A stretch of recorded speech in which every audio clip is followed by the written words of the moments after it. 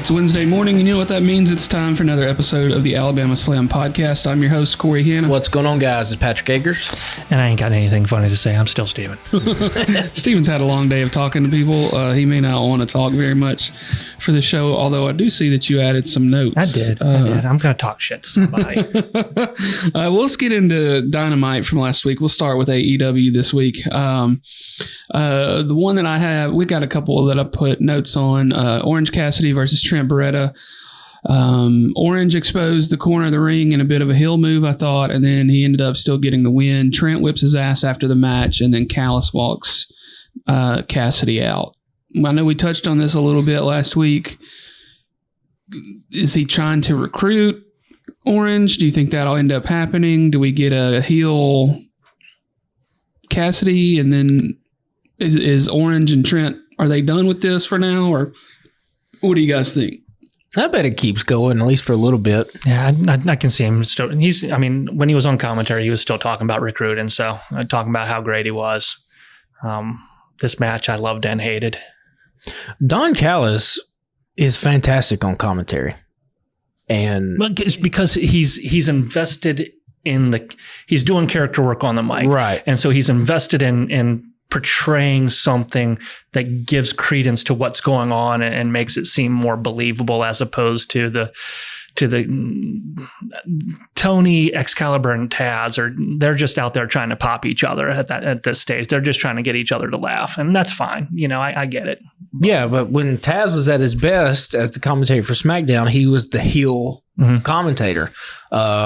And you know what another legendary team, JR and Paul Heyman, when they were doing it for a little bit, Paul Heyman was the heel commentator. And you still get that. I mean, it's just on Collision, you get Nigel being the jerk. And Nigel's that, yeah. But on Dynamite, it's three guys, and the three of them are kind of all the same. They're kind of just, they're the Stooges. They're the three Stooges in literal. Observant commentators, and they do try to pop each other a lot. But Don on there actually, he explains stuff. He disagrees with some of the other commentators, and this match was fine. I go back to what I said last week. If you need to do more with less. And this one, it was going good, and then you get at the end where you're doing like multiple pile drivers in the ring that didn't lead up anywhere. You're hitting moves that are finishers in theory that are no longer finishers, and it turns into this wacky finish with the turnbuckle pads, and then it gets even worse where you're doing killer moves. These are moves that put people out with injuries for long periods of time, and it literally all it did was make him get up and get a chair and chase the dude away. And this frustrates the hell out of me. Yeah, I do agree with you there. Like, he probably should have left Cassidy laying completely, and Don Callis has to come in. Like, he lays him there, and Trent's going to do something else, and then Don Callis throws his body over Cassidy and says stop at that point. Something like that. Because, he pile drives him on the damn apron, pile drives him on the steps. Like, it was a lot. Tried to decapitate him with the underside of the ring. Yeah. And kind of overall show notes, this Dynamite was super heavy on story, and Raw was kind of super heavy on the wrestling, and it's been that way now for a couple weeks. So it's interesting. Yeah, I got my talking point at the end here. We'll get to. But I'm curious to see where this goes, and I like it. I like the story. Yeah, I thought one of my notes was that this Dynamite felt more like Dynamite from a couple of years ago, where like almost all the shows ended in some sort of chaos. And I felt like there was maybe a little more, like you said, a little more story going on with this episode. It'd kind of been that way the last week or two we had talked about. So maybe they're getting... I think the story from a week ago was better than this story, but I get it. Not every story is going to be as good as every other story. They're at least trying to tell the same stories over multiple weeks instead of offshoots of things. Yeah. Like we have Adam Copeland. He is now main evented in 4 AEW programs in a row. So. Yeah.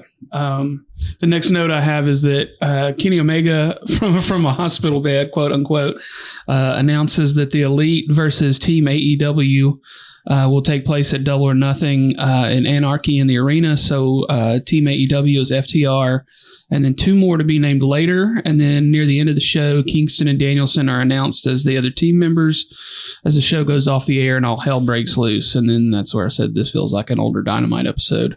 That could be fun as hell.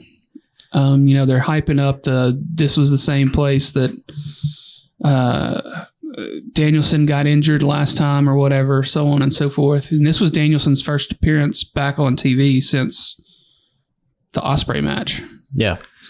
Ospreay says from his bed, I'm not going to tell you who these other 2 are, but I'm sure they will make their presence felt to you later on.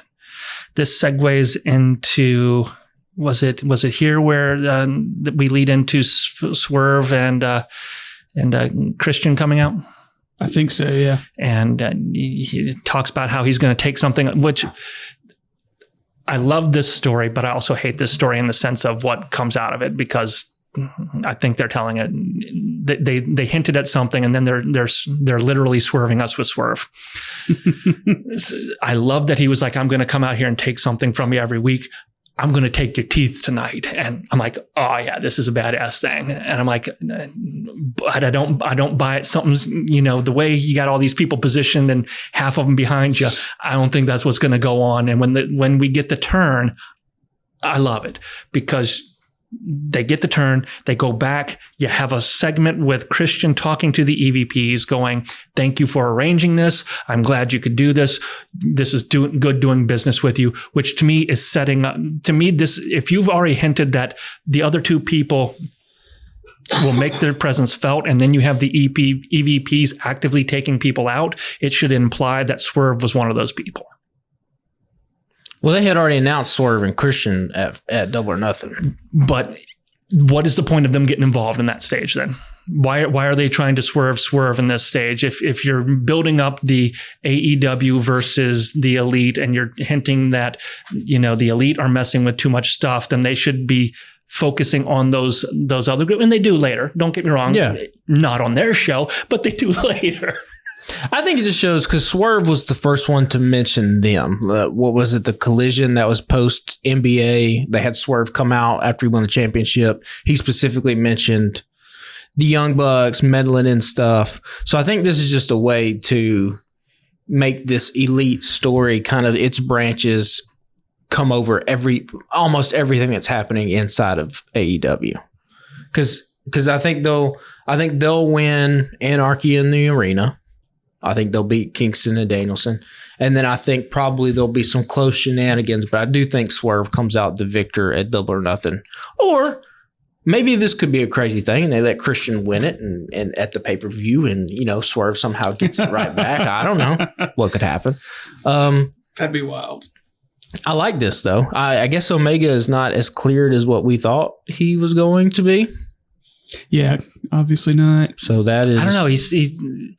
He's setting up, he's talking a lot of shit to a lot of people right now in a lot of different places, that he's setting up a lot of feuds where if he's not in some kind of holding pattern of being able to get there, we're falling into the same problem that AEW specializes in, of feuds with people that can't feud. I don't know if he's actually going to go away and get surgery, or if this is a little bit like Paul Pierce gets wheeled out in a wheelchair and then comes back 10 minutes later and hits the court and, they win the game. Like, I don't know if it's pulling anything like that, but I mean, he could just be kayfabing it to get to Double or Nothing so that he can do a run in. Something like, maybe something like that. Or he's really fucked up and they were just like, hey, we accidentally announced you, so we need you at this show. Yeah. But it is cool that Danielson and Kingston are now, and I hope they touch on that story a little bit more. These guys, they were foes, they hated each other. Now they've come back around through their story. They're literally fighting side by side for the same company. That's a cool wrinkle to hit on, but you actually have to make that, you got to work that explicit at something. Yeah. There needs to be like a backstage segment between those two guys where they're shaking hands and stuff. It's more believable between him and Danielson than it is him and Claudio. Yeah. Like, I think if it was like him and Claudio, he'd be like, no. Yeah. I'm not going to make I wasn't expecting Danielson, though, so it was a nice surprise. I don't really know who I would have put. Eddie Kingston would have probably been on the short list of one of the guys who would be a mystery partner, but I don't know if I would have guessed Danielson. If Orange wasn't involved in something else, he would have been a solid one. Something like that. I saw a lot of people being like Hangman, and I was like, I don't know, because Hangman left AEW being kind of a heel, so I don't know how he would do that. I was going to say, if he comes back with anybody, he comes back with the Elite. Max MJF would have been one that could have done it based on some of the stuff he was talking at the end, but I do like the Elite story, and I like that they kept the Elite open at the beginning where it was just them. Because technically they're still running the show because Tony's not there. So it's still the same show open. They did slip. Was it Kenny was like, Tony Khan has been at every single show? Yep. Oh, yeah. I was like, oh, okay. Yeah. Don't you worry. He's still there. We'll slip. But we all knew that anyway. So we touched on briefly the Mogul Embassy, turning on Swerve. That was a big moment, which we all saw coming, but and then Copeland versus Brody King. But this was the best Kendrick reference of the week. Oh, yeah. It won't be the first time that somebody from the West Coast murdered somebody in Toronto or something. Exposed a fake dad from Toronto. Yeah, thank you. That's what it was. Yeah. And it's also good that they had enough sense to be like, we need to wrap up Mogul Embassy and Swerve and tie that thing off and not have that just keep lingering out there. Like what's happening? Did they just go away? Yeah, because at some point you would be like, well, why does he not just get Brian Cage and them to come help? And it's like, oh, okay. Now we'll know some of the, Brian Cage obviously cut the promo. It was basically like it was all about you. It was a jealousy type thing. And it's true. It's true, yeah. They didn't elevate that group in one bit. No. It was better than, who were the other two guys they gave Swerve? Parker Boudreaux and Trench. Some other fella, that are already both off the roster. Yeah. Which I think one of them, Trench came in and was like immediately injured. And then he was out for a while. And then they were like, he's not on the roster anymore. Well, even when it started, we were like, why did they give Swerve, a dude who's like a rising star, 2 fucking anchors that can't even wrestle? Like, why is it not somebody else? I'm assuming they were trying to hope that some of him would rub off on them, but... Well, it didn't. It didn't. So we got Cope versus Brody King at the end. I thought this was where, Copeland versus Buddy Matthews. That was just okay. I thought this one was a lot more entertaining. This one, I love Buddy. He has an amazing wrestling ability. He has an amazing physique. Where he lacks is in the ability to demonstrate his personality effectively in the ring. Brody doesn't have that problem. No. When he's sitting there, blood gushing down his forehead, just laughing his ass off at, all the damage that's being done to him, he's getting across it. He's a badass monster that's going to make you pay for every inch you gain. Yeah, I like this. And again, this is a simple story. Adam Copeland has to run through all the House of Black guys. Now, my biggest issue is running through the House of Black guys ain't that hard. Mark Briscoe did it on his own. All at the same time. There's always that. You have to think this leads to Copeland and Malachi at Double or Nothing. Yeah. Malachi has to win, right? Yeah, he has to. If not, they are the official. I can't say they're their official jobbers because there's so many official jobbers in AEW. But they're like Shinsuke has the same problem on Monday Night Raw. Yeah. Where it's like, I'm going to reign supreme. It's like, dude, you keep losing. You've lost all of these things. Like, you're not. You're not even a taco supreme. Yeah. You don't become spooky if everybody can just beat you. Yeah. So, this was this was like your classic AEW kind of hardcore match where everybody got their stuff in. It looked brutal and looked good. And, Copeland stands the victor at the end. But yeah, this Dynamite was heavy on. This was our main event. I just want to clarify this real quick because the next thing I say is important. Yeah. This is our main event. Yes. Well, yeah. Okay. The show was built wrong. Oh, probably. What do you think should have been the main event? This should have opened your show. Because the hot start of Cassidy versus Trent, that was a mid match. Let's be honest. That was nothing special. They started off somewhat strong and then devolved into standard Cassidy weak kicks. They both started doing their standard wrestling gimmicks. It started off personal, ended as a wrestling event, then got into overkill because they had to make up for it. We then get Swerve Again, I think if you're gonna have the EVPs pay off somebody to attack Swerve, that should have been what closed your show. Which then have them beat down Swerve with them having Mogul Embassy take out Swerve, being like, "Ha, we took out one of those guys," and that's when FTR comes out and goes, "No, these are our two guys," and have that reveal. But the Cope Open to me should have been. Because even as the main event, it wasn't the main event. Because after the main event, you then get Mercedes coming out talking. Oh, I forgot about that. Yeah. You get Cope in the back having a conversation with Kyle O'Reilly.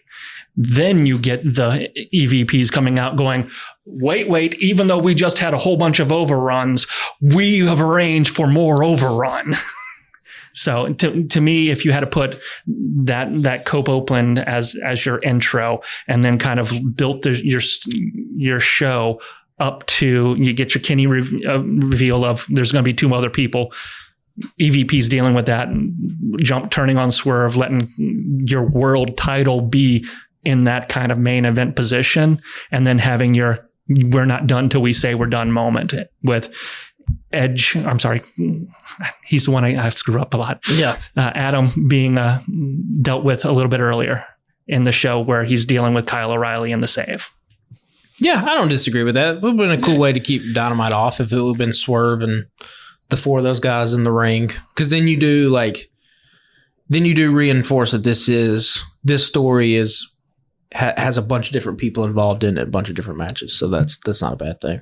Mercedes promo I thought was god awful. She had her eyes closed through half of it. Bro, what is up? Is she this bad? Was she this bad in WWE? What's happening? She has never been a good promo.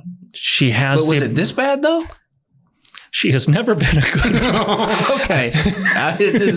I mean, you watch Mandalorian, right? She wasn't good in that either. Let's be honest. She only had like 3 lines. Yeah. There was 3 too many. Let's be honest. But she has the ability to. She has personality. Mm-hmm.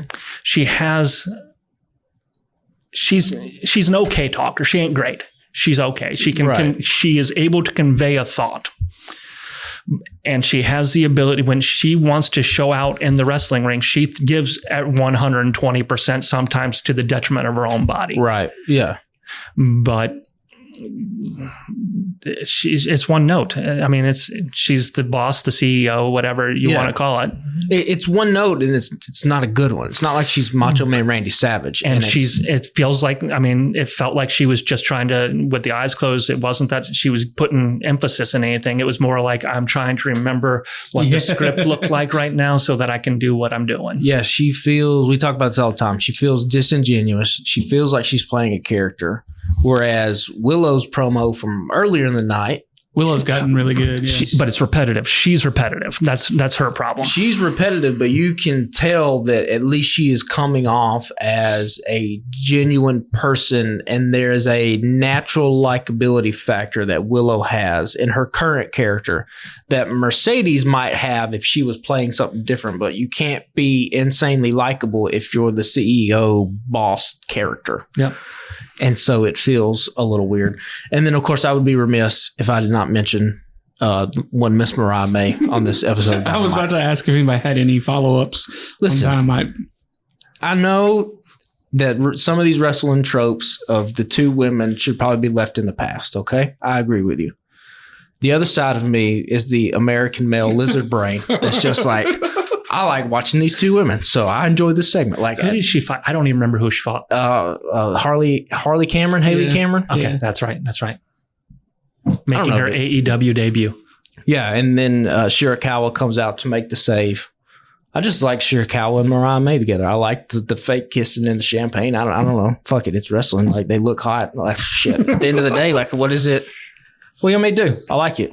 So I just wanted to mention that. What am I supposed to do? What am I supposed to do? All right, let's switch gears to Collision. I've got Claudio leaves the ring when Danielson is doing his promo about how much he loves AEW. Because even Claudio doesn't care.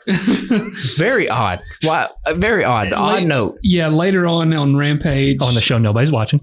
Yeah, I watched part of it. He said that he walked away because he doesn't want Danielson to get hurt at Anarchy in the Arena. Irony. Won't Danielson.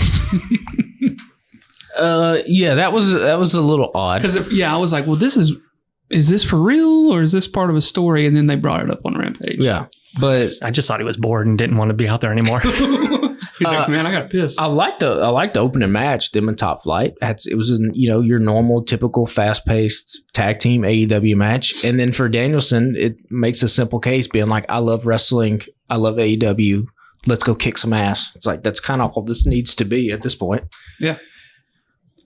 I popped so fucking hard when Christopher Daniels got in Matt Jackson's face backstage. Did y'all see that? That might be Christopher Daniels' best promo he's ever cut. I remember seeing it, but I have no recollection of any of the words that came out of his mouth. Yeah. Matt Jackson was talking about how he brought him into this. Matthew Jackson was like, I brought you into this company and blah, blah, blah, blah, blah.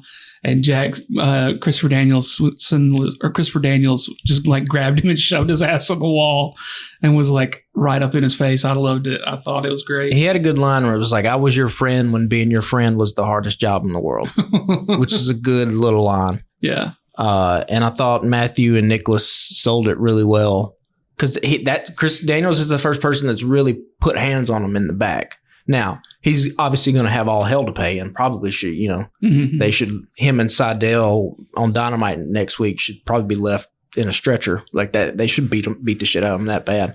But it was kind of cool. Again, it's been a while since we've had stories from Dynamite that have carried over into Collision. And we've seen now this story. Swerve was also on Collision. Adam Copeland was on Collision again. So like, the whole when Collision first started, it was basically CM Punk's playground and kind of just he got to do the shots, and Saturday felt so different from Wednesday. There wasn't a lot of cohesion. Now there's some cohesion. You just wish Collision would still be like, as much as Brian Keith is cool, he probably shouldn't be having matches on Collision at this point. You know what I mean? It still should be kind of reserved for Rampage. That goes toward the very last line under Collision I got here. Well, do you want to go to that now, or do you want to go to why not? Because this sums up how Collision is to me. And that's, heard you like jobbers. We got some jobbers for your jobbers. There was a lot of job matches. Yeah. I mean, you had Brian Keith winning to the Workhorseman guy in a brutal match that had to, if you could have edited a match out of that TV show, that would have been the one I would have edited out. You got Brian Cage and the Gates of Agony winning to 3 dudes that they pulled in. You got Daniel Garcia fighting some dude that they pulled in. There were so many jobbers on this show just to get the other jobbers over so that when they lost to other people, they had a somewhat win record that was believable, as opposed to, because Brian Cage has a 6-7 record right now. Yeah, I mean, it wasn't the greatest show in terms of wrestling. 6 of those matches are in triple or in at least trio matches at best. Yeah. And I didn't even put down the Ospreay versus Moriarty match, and I see that you did. I did, because I was like, I made my wife watch this match. And I'm like, I want you their opinion, because this should be a fast-paced match. She came away saying, okay, but you know what her biggest takeaway from this? That ref is annoying. Aubrey. The ref kept getting in the way. And that's what Aubrey does. She is designed to steal the show. And I don't get why they focus so heavily on her, but she takes away from every match that she's in. There were at least 2 instances I caught where like Ospreay was going to run to the corner and she's just in the corner and he has to like stop. And again, with Ospreay, everything is, and Moriarty too. Moriarty was keeping up with him good, but Ospreay, everything runs at a 1.25, 1.5 speed. So he's moving faster than a lot of people. So when you're in the wrong spot and he's got to stop and hesitate, fucking up his timing. You're messing up the timing. And she's strutting throughout that. And every match she's in, she's a strutter and a poser. And I get it. You're on TV. You want to be on TV. You're selling the show, but you're selling yourself way too hard in some of these matches. She's way more dramatic about some of the counts than some of the other refs are. And then one of my least favorite / favorite things she does is when she gets in somebody's face and is like this. like showing how far the hand was away from the mat, you know? Like, might as well just turn to the fucking camera and do that. Yep. You might as well. Garcia versus KM. When you are hiring your jobbers, they should not be bigger than 8/9 of your roster. When you are having said giant versus Daniel Garcia is not a power wrestler. He is not overpowering anybody from the corner that is about to smash his head into a turnbuckle. Daniel Garcia needs to be more technical, doing those submission things that he won with, as opposed to hulking up and being overpowering this giant that's 1.5 feet taller than me and 300 pounds heavier than me. Yeah, they should have swapped the KM guy, put him in the Gates of Agony match so that Brian Cage could beat his ass and take one of those guys and give them to Garcia. I mean, why do I care about Brian Cage versus Swerve at this stage when Swerve came out and essentially demolished 3 dudes by himself, 2 of which he took on while Brian Cage spent 5 minutes on the front of the ramp, where Swerve is tying knots that took 5 minutes while his back is turned, where he could have jumped him, got jumped by another dude. And meanwhile, Brian Cage is out there ordering his sandwich, ordering his Uber, doing 5 other things. He's scared of him already, and he had him outnumbered. Why do I care that he thinks he's going to go out there and win when, again, 6 and 7, 6 of those wins come with multiple people who he just got destroyed with? Well, the only match I had listed for this show, and for good reason, because as we've been talking about, the wrestling on this one from Collision was just not that good the other night. I did think that Copeland versus KOR, Kyle O'Reilly was good. It was a good showing from Kyle O'Reilly in front of his hometown crowd. We're getting a little bit more of the Copeland ain't right stuff because of the mist or whatever, right? Yeah. But yeah, I thought this was a good match. Do you think this elevates Kyle any? I mean, maybe just because I asked it. We got a Raw match coming up that we're going to talk about here. That was the main event last night of Jimmy Uso and Ilja. And, one person won, one person lost, but even in the loss, it elevated that other dude. I don't feel like this elevates Kyle. This is just while it was a good match, it does nothing for him. I mean, I could see that.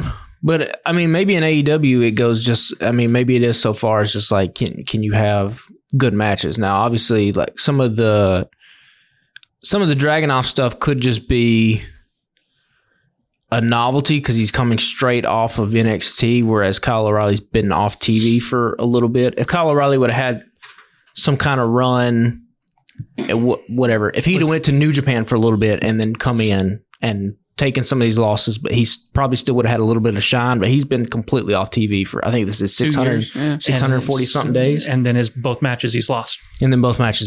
Yeah. So it's kind of like I go back to what I say is nobody shines. You had a 12-minute match between Lee Moriarty and Will Ospreay. And while it has some great moves and some fun stuff in it, Will Ospreay should not have taken 12 minutes to destroy Lee Moriarty, who is a jobber to jobbers. Yeah, I mean, I won't disagree with that. Yeah. Ospreay, though, like, going back to him real quick. The dude can do something as simple as just like a fucking arm drag. And you're like, that's the best looking arm drag I've ever seen. It was so pretty. The headlock takeover, you're like, this dude just does everything better than everybody else I've almost ever seen wrestle in my entire life. The key that they got to figure out is, A, you want him on TV every week because you want to try to pull the people in. But B, you can't put him out there versus people like Danielson and your top guys every week. Yeah. But then, like, nobody. What do you do with a guy like Moriarty? Like, you want him on the show, but I agree. He probably shouldn't be wrestling 15 minutes, but you kind of want him to wrestle because if you just went out there and, hit Moriarty in 3 minutes. Then stop. That's fine. Make the Lee Moriarty one shorter. Have it cram all the stuff that you want to cram into it to make it high, fast, and furious.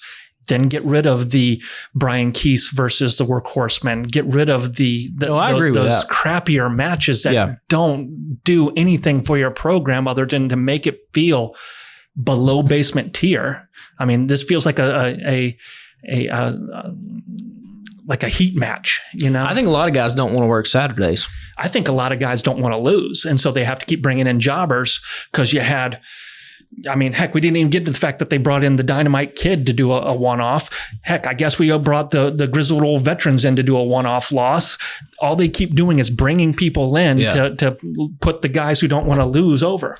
Which, if that's the case, if these guys don't want to do jobs, like, there's the door. You can't all be fucking the top guys. Yeah, you just hit the bricks. I ain't got no use for you. And I'll say we also got the best Hook promo.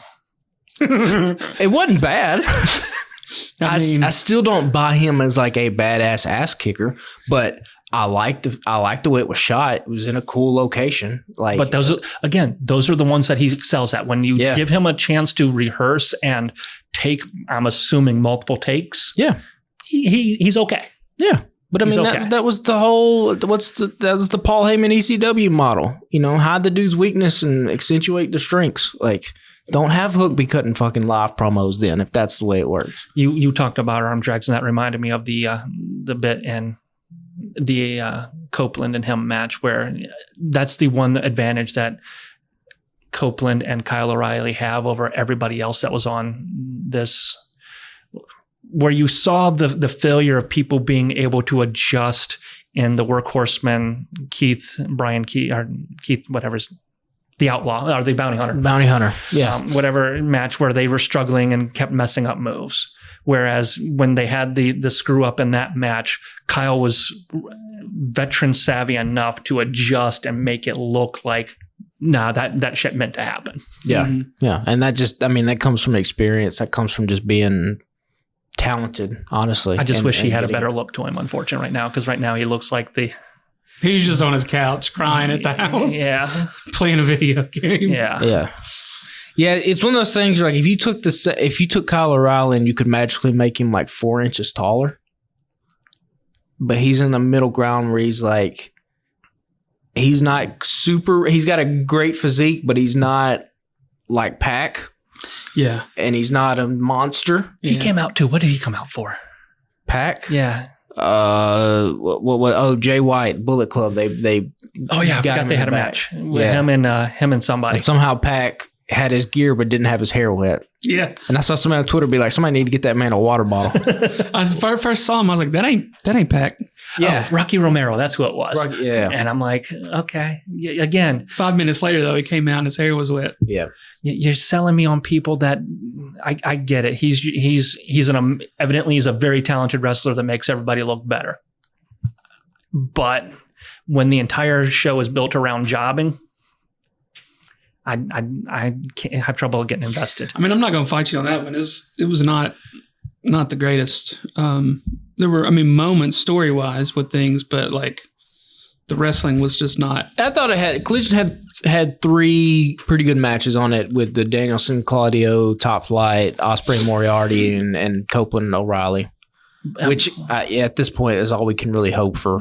You would love better, but like I'm going to say on Raw, I don't need a Bronson Reed versus Akira Tozawa. No. I don't need that match. No. Yeah. There were a bunch of matches last night. There were some good matches on Raw. We'll get to that, but some of those So I don't need Brian Keith versus whoever.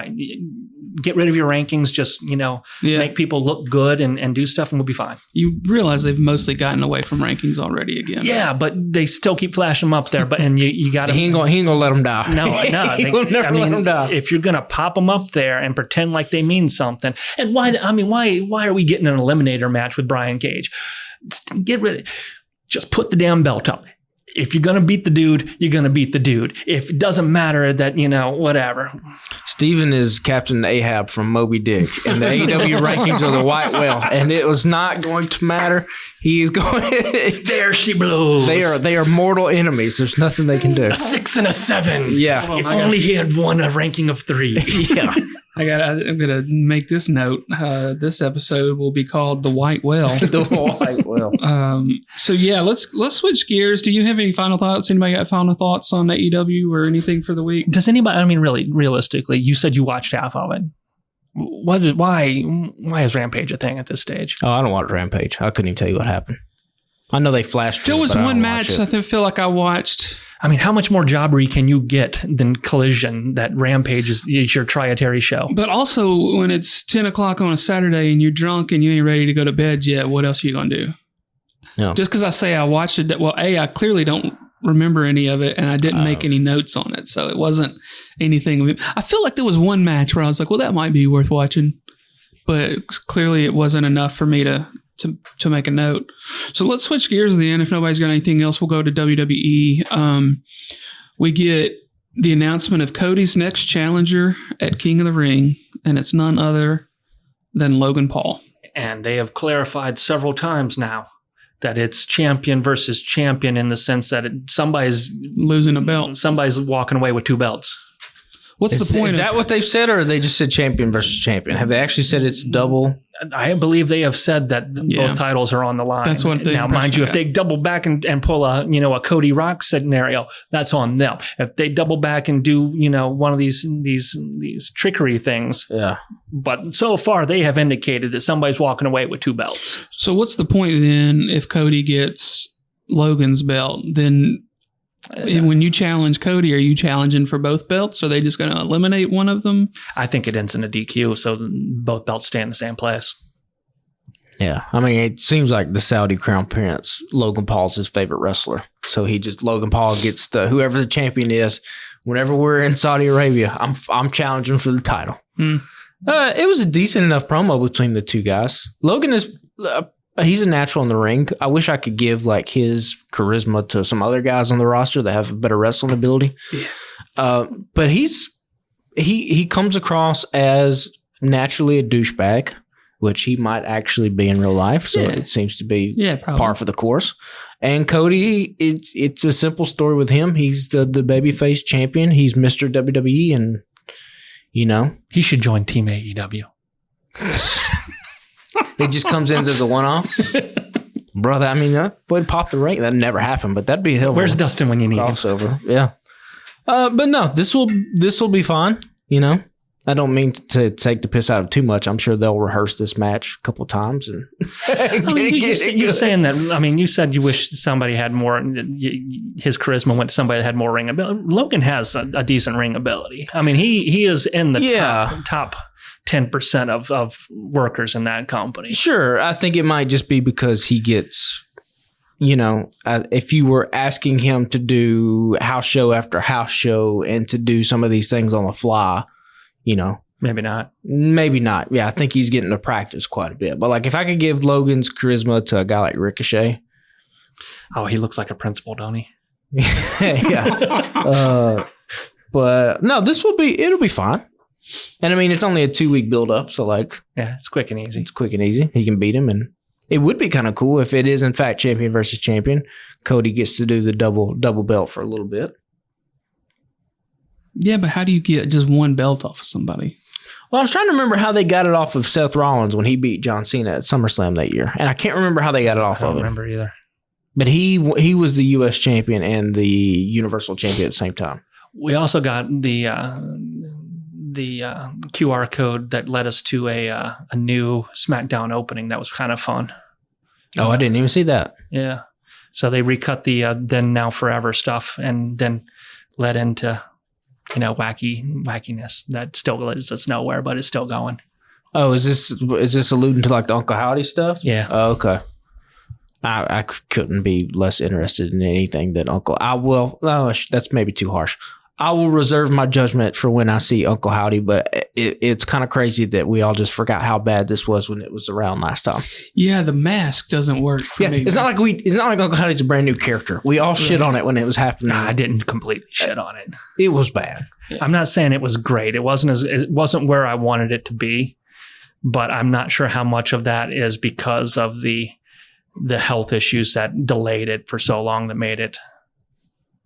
Possibly. It just seems like if we're doing all the spooky stuff, but this time around we don't have the guy who is actually at the center of the spooky stuff. I think you still have a lot of the ideas that are around it, and you still have the guy who was helping him do some of that spooky stuff and potentially calling in a lot of those people that were involved with the first run.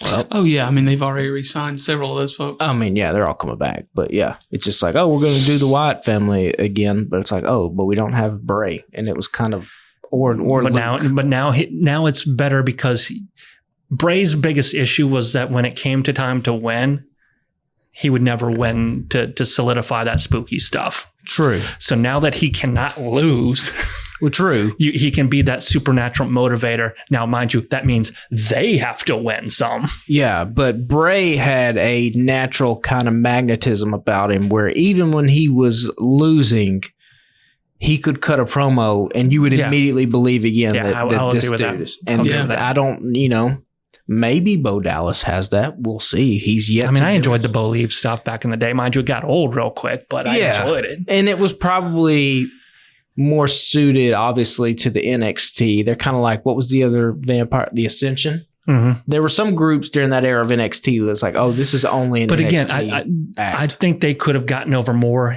in today's WWE main roster than they did back then just because of what has changed. Because the guy that was in charge then was going to shit on all that because it wasn't his. Yeah, it's possible. Next note I have is about Paul Heyman. I lost my place. Paul Heyman tells Solo that he is Roman's wise man. Remember, we kind of questioned that last week. Solo changed his dumbass cadence, and it works a little better now. Solo tells Heyman that he's spoken to Roman and that he is in charge until Roman comes back. He tells Heyman that he is Solo's wise man by orders of the tribal chief. That takes Heyman by surprise, too, that Solo has been able to have conversations with Roman that he is not. Yeah. Paul is terrified in this. I thought Solo was fantastic. I love this segment. I'm not going to lie either. And this is a testament to WWE when they figure out something's not working. This new regime, they pivot immediately. And they still have him in the oversized suit. But now the oversized suit almost adds something to his character because it's like he's not comfortable in his clothes and he's trying to do... But they've gone away from him trying to do a great value brand of Roman Reigns. Now he's just fucking unhinged and crazy. The look he gives at the end of this when he's hugging, because he brings Paul in for that hug, right? And Paul's like, oh shit, what? Okay, am I going to get killed? Because he saw what happened to the last person the dude hugged. Yeah. You got a chair on the head. And he gets the hug, and then the henchmen come in, and he does just a little twist to the side. Yeah. Just a slight devilish grin, and it's enough to sell that Paul Heyman, who you've grown to love because Paul Heyman's Paul Heyman. Paul Heyman could sell ice to ice makers. Yeah. Yeah. But they'll beat the hell out of Paul Heyman. They'll leave him laying. Mm-hmm. He'll go away from TV for a couple months, come back. And when he comes back, he's coming back with Roman Reigns, and they'll do a babyface Roman Reigns versus this version of Solo Sikoa. But that was the thing when I was watching this, I was like, oh, they've been working with him and they just changed it all. Like they immediately recognized what I think a lot of us recognize is like, oh, he needs help. Yeah. We gotta pivot. We weren't long into that segment. I was like, he's not talking in that stunted cadence. No. And again, that comes with sometimes it is just guys need to get confidence, and sometimes people need to get in their ear. It happens with coaches all the time in sports where it's like, hey, you're better than this. Let's go. Pick it up. Let's change a little bit here and, get it going. Because he's decent enough in the ring. I still wish he was a little bit bigger. You ain't going to change that. He's going to be as big as he's going to be. Can't change that unless, he takes a trip down to Mexico or whatever like that, and you give him some of that special creatine some of them other boys have got him. But outside of that, he still ain't going to grow 6 inches. He ain't going to grow 6 inches. If you can't grow up, though, you got to go right. You got to go wide. But I thought he was great in this, and it's another little wrinkle in the bloodline story. And that little touch, having that dissension of, Paul's lying, you cost us this stuff, and just the buildup of oh shit, Paul's going to get it right here, right now. But it's okay, bro. You're my wise man now. Wink. And so it makes that story. It gives it a little freshness that I loved. Yeah, I didn't have anything else listed for Collision or SmackDown. I know you guys probably do. I didn't have any matches or anything. I mean, we've talked about it before, but God, AJ Styles' new music sucks. Yep, 100%. Holy shit. This is bad. What's happening? There was one I saw today. Matt Coon on Twitter posted. It's two different wrestlers. Def Rebel, is that who that does the music? Use the same guitar solo in two different wrestlers' music, thinking that nobody would catch it. Yeah. And so Matt was like, that says that A, he used the same beat per minute and the same key of the song for the two different people. Well, I mean, it's 4 chords write half the songs in the world. True. Yeah, but did you think that you were going to slide in the same? See, that's the thing. If you're going to do that, you got to be really good at your job to make people not have to question your ability. But when you're doing shitty work, people are going to look at, well, has he always been this shitty? Oh yeah. But like, nothing was wrong with the Styles theme. So why did they change it? Yeah, well, I don't understand. Anyway, I enjoyed the match with him and Orton. Yeah. It was a fine way to end SmackDown. I mean, I kind of wish AJ had won. I don't think Orton needs to push right now, but I guess Styles doesn't really need to push either. But no, that's all I had from SmackDown. SmackDown is trying to find its way. It's got Cody Rhodes as the anchor.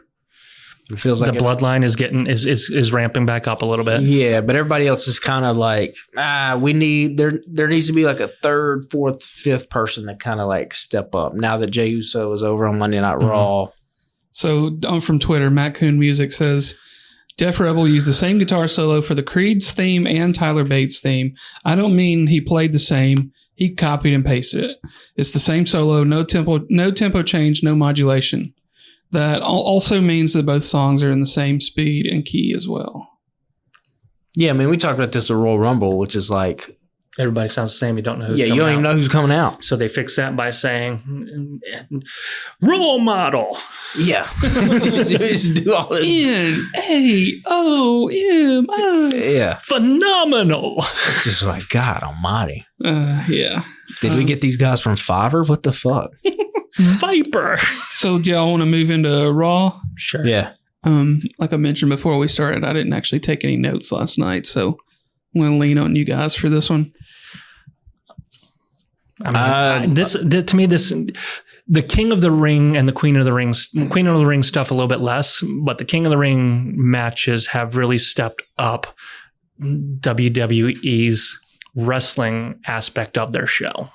Yeah, they've gotten better because I think they are starting to move away ever so slightly of some of the tendencies of every time in the last third of the match we hit a move, we have to go for a pin. Nothing ever can flow into anything else.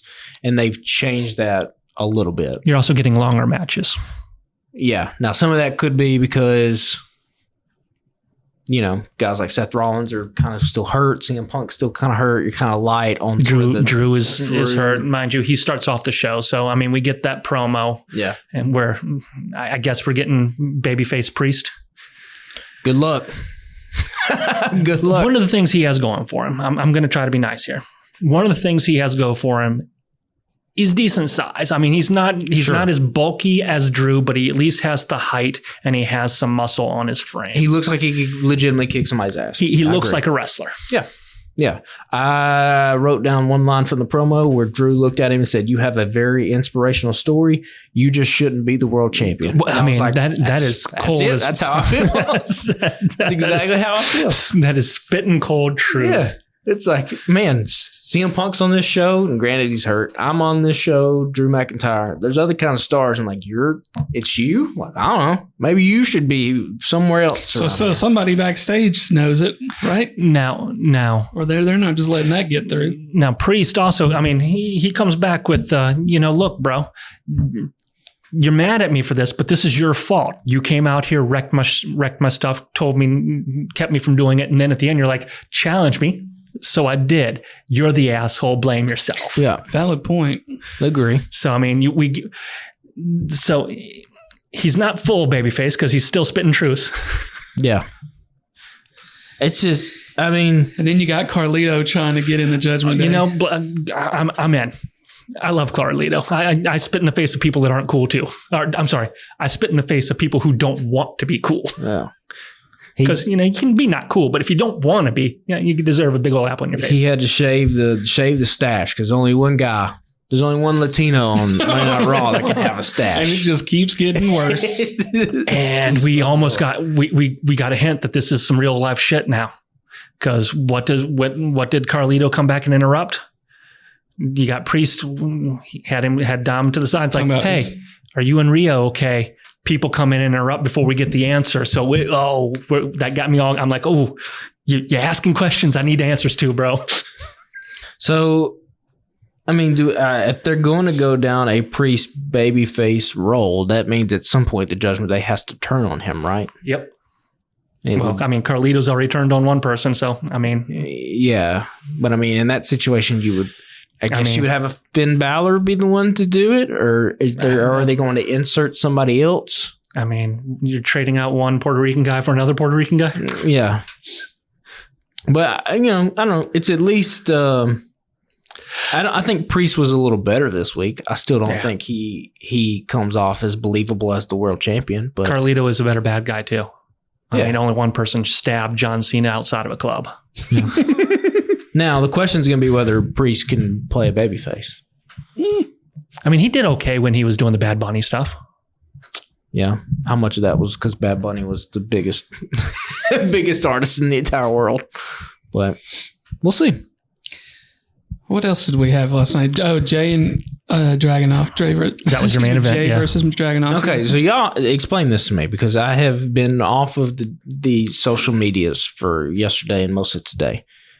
I guess people were legitimately upset about this. Yeah.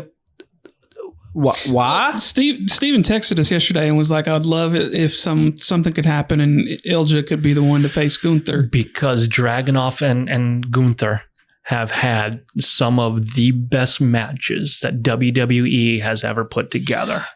My point today, there was somebody on Twitter that was talking about it, and he was talking about how mad people were, and I was like, I get it, but we got plenty of time to get to and that's fine. They're mentioning it. You're giving us longer build up. I'm more curious about the fact that they've started publicizing that Jey is stealing the Fireflies and he's now calling himself the Yeeter of Worlds. So is that going to be your first Wyatt feud? I mean, I could be down with that too. Reclaim them fucking Fireflies, man. Well, you say that those are mines now? Yeah. But like I was just scrolling like before we started the podcast, and I was like, and I saw the thing you were talking about on Twitter, and I'm like, oh, people were legitimately upset about the outcome, and I don't because Ilja is able to sell some badass stuff, whereas Jey is he's good, but he's a super kick party. I mean, he's one of the biggest baby faces. Sure, I wouldn't disagree that maybe Ila's a better wrestler than Jey, but it's not like Jey is a nobody. If you start going down the hierarchy of baby faces in WWE, he's top three. He's less believable in the sense of whipping your ass. Okay, and again, when you want to have we've already seen Jey and Gunther. And it's okay. Don't get me wrong. That was a good match. Wait, time out. Are we talking about wrestling or are we talking about stories? We're talking about both because both of these are that's the Because if we're talking about wrestling, let's get Ilja versus Gunther. But if we're talking about stories, let's get one of the biggest baby faces in the company. But you don't understand how big of a baby face Ilja was when because they wrestled 2 or 3 times where he just ate. Yeah, but we don't know that yet. I don't know that. I've seen Ilja wrestle twice.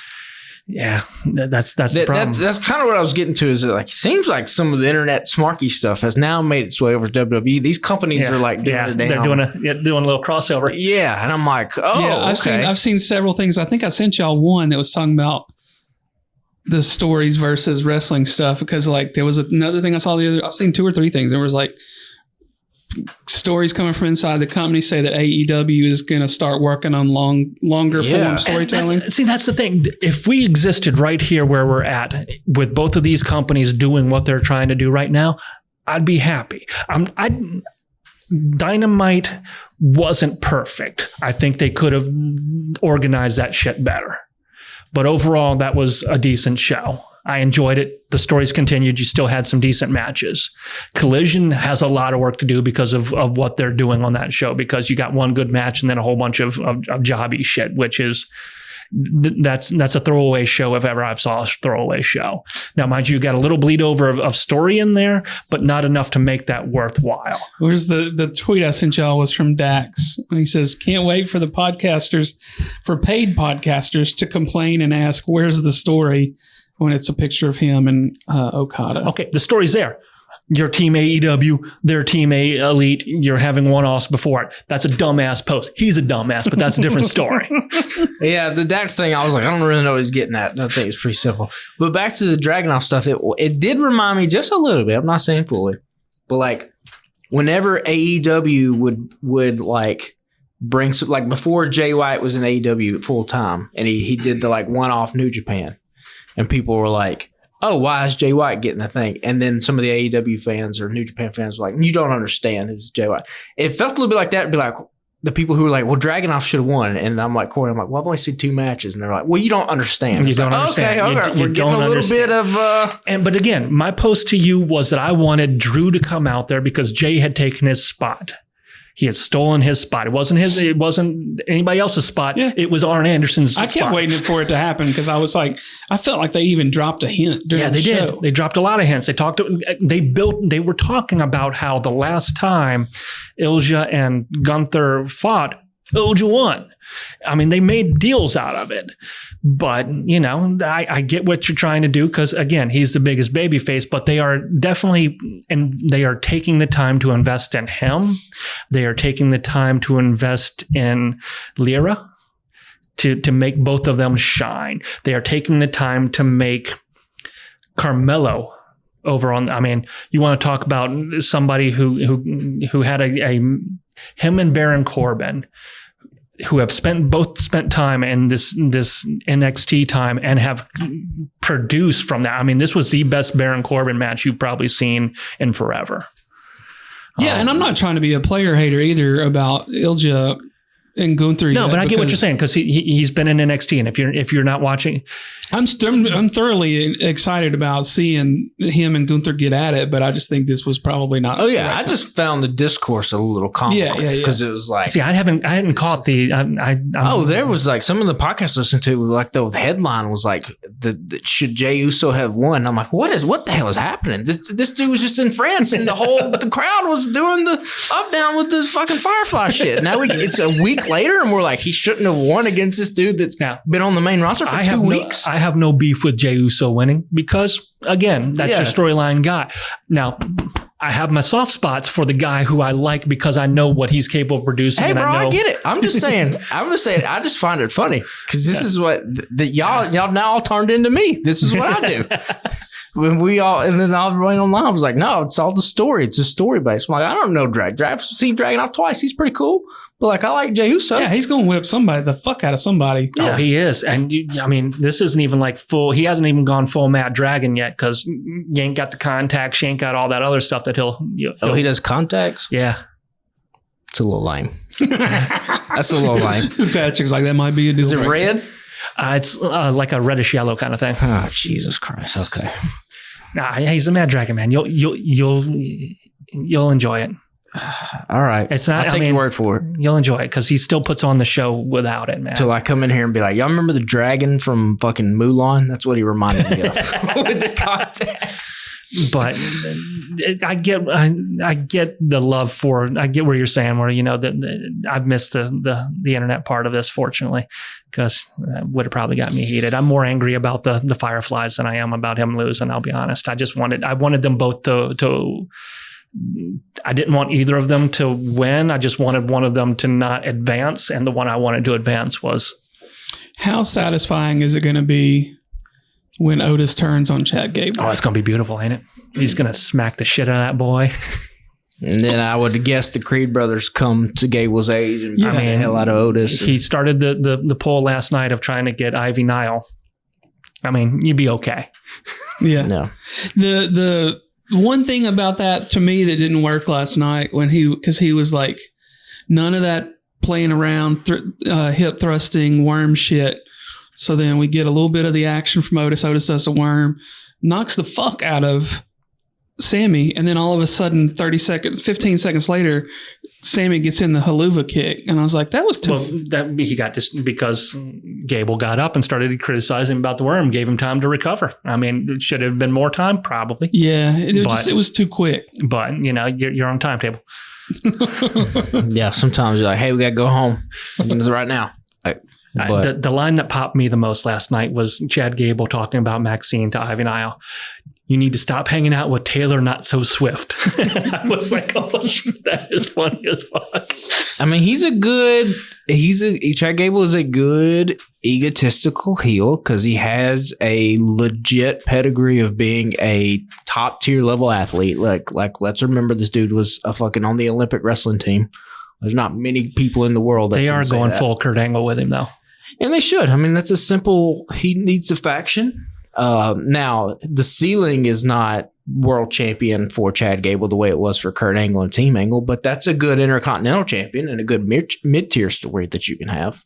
And you can elevate the other three. Yeah, I did see somebody tweet was like, if Chad Gable wants to take it up, he needs to not mimic Kurt Angle, but mimic Perk Angle. I wasn't watching. Percocet, Kurt Angle, and TNA was different. He was a different beast, man. He had no fear. The man wasn't feeling a damn thing out there. Just wrestling his ass off, jumping off everything. Yeah, it's a different thing. But no, Raw was very heavy on the wrestling. Very heavy. I mean, I feel like there was something else that went on. There was a 4-way tag match. Oh yeah, so you got Carlito that came out and helps Judgment Day. Yeah. You had Shayna Baszler. I guess Io Sky went over in that one, didn't she? Yeah. Didn't watch it. Shayna Baszler is unnerving to me. I love Shayna. Eyes do not rest easy on Shayna. She makes me uncomfortable. There's a couple of wrestlers along the way. Like it took me Claudio. It's the mouth gear. Shinsuke is that way with me. Like something about the mouthpieces. I get it. It's for safety. I don't want people out there breaking their teeth either. But the eyes do not rest easy on the people with the mouth gear. The Kofi and Gunther stuff was fun too. I mean, there was a bunch of decent matches. Yeah, there was a lot of like matches where you go, oh, this is better than the typical WWE match we usually see. But again, it's because it's a tournament. You have consequences that are being done in order to advance something. Now, mind you, it's for King of the Ring in Saudi Arabia that I may or may not watch because it's King of the Ring in Saudi Arabia. Now, do they get championship matches, whoever wins? Has that been said yet? Like if Gunther wins King of the Ring, does he challenge Cody? Is that explicit in this, or is it just a one-off? I don't think they've said that yet. Okay. I think it's just a claim to fame. So who's on the other side that's left? There's LA Knight. Randy. So it'll probably end up being the two of them, right? Are they in the same bracket? I don't remember. I mean, I would imagine I would put money on Gunther and LA Knight. Yeah. If I had to guess. That could be fun. Yeah. See, to me, that's why I'm a little disappointed with Ilja not advancing, because I would have liked that match, the Gunther Helm, but also because he's got like 16 stage names. He's the Mad Dragon, but he's also at one point considered him the czar of something. So is he Chris Jericho? in a way, but with less Chris Jericho-ness. Some dude, I texted you about that. I don't know if the guy listens to us or not, or if he was just like looking on Twitter for people to holler back at. Yeah. And I posted the thing about Jericho last week. I was watching Rampage, or one of the shows, whatever show he was on. And I was like, do we have to have fucking Jericho on every show? And then this dude started back. He's like, y'all are fickle as hell. I was like, what do you mean? He's like, y'all used to love Jericho. I was like, no. Yeah. Love is a very, very strong word for our relationship with Chris Jericho.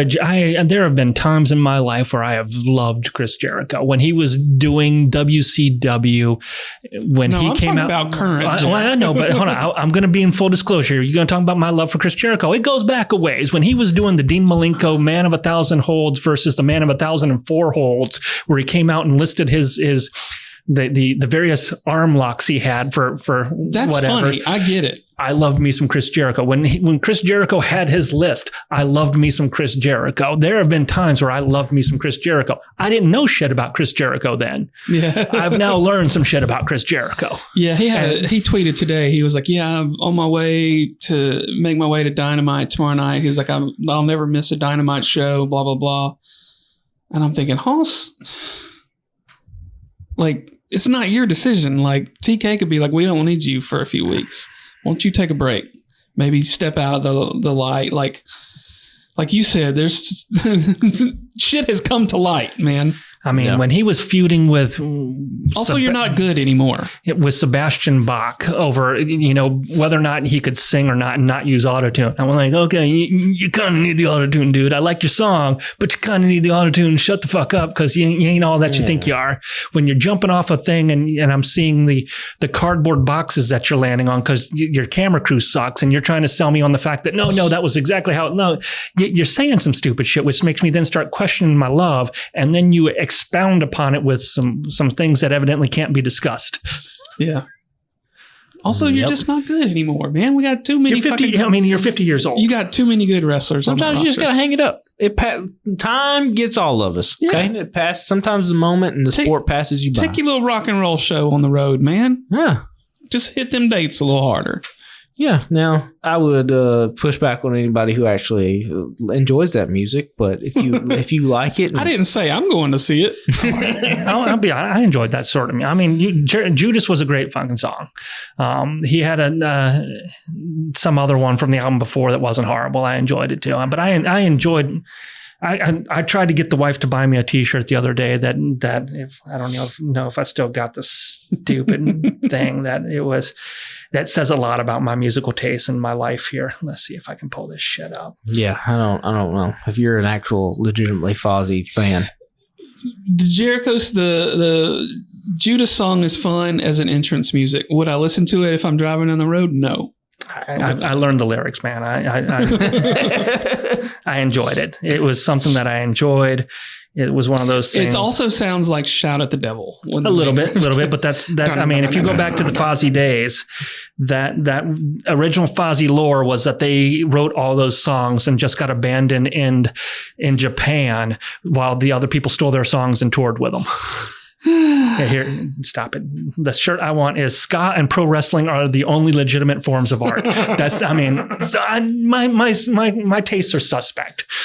Listen, I had a ska phase, but that shit was from like 1993 to 1994. You should have seen me pop the other day when I found out a band had just released an album this year, and I was like jamming that shit all the way to work. I had to tell somebody who the Mighty Mighty Boss Tones were, and I was like, "You don't know the song? Everybody knows the song." Yeah. And then they knew the song when you played it. It angers me that you're saying the song, because there's more than one song. There's just one song. There's one song from My Boss. See, I was in on them before that one, and then that one hit, and that's when I was like, okay, this is everybody's now. Yeah, but back Ska Corn the Devil More, I'm down, because it's the place that I don't remember. There was this girl, I don't remember her name either, but she gave me love. All right, well, let's wrap it up unless y'all got anything else from Raw. I think we probably covered it, even though we didn't really have notes. We talk someday. I suppose we'll have more. That's all. That's all. And that's it. Okay, well, let's wrap it up. Be sure to follow us on social media at Alabama Slam Pod on Instagram and Threads and Twitter. And you can follow our network of fellow podcasters at thealabamatake.com.